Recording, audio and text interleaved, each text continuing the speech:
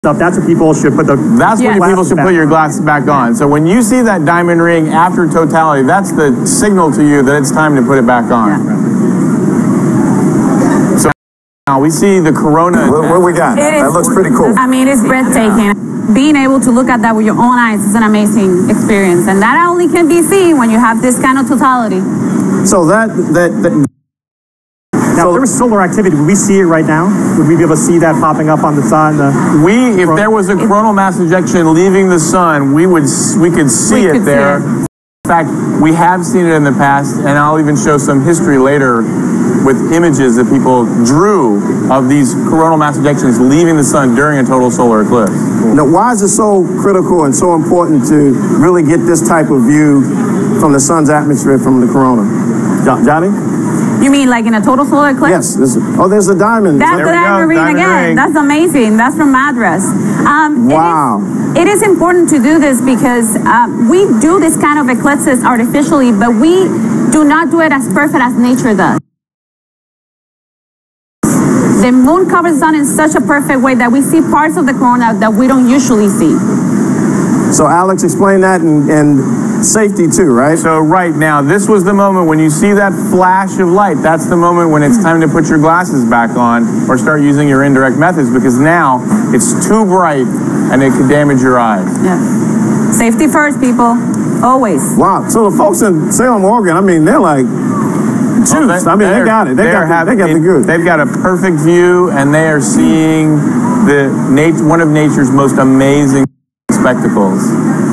I can only imagine the reaction on the ground from the folks there. Oh, they are probably completely overwhelmed right now.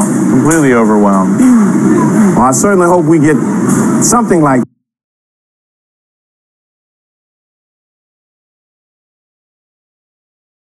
that.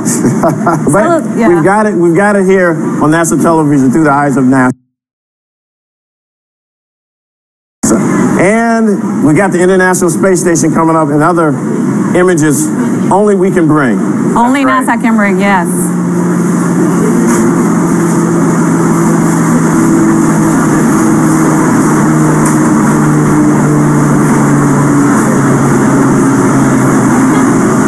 Now, is it completely dark or is it coming out? No, what's happening now is the filters are back on, the safe solar filters for the telescope, and now you see the crescent, which is the sun, basically now being revealed after the eclipse. So we're now back to the partial phase in the other direction. Exactly. Now, how fast is this going?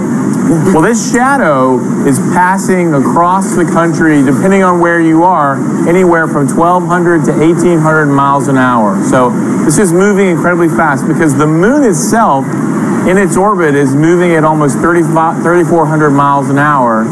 And that, in combination with the rotation of the Earth, is what gives us a shadow moving that fast. Okay, so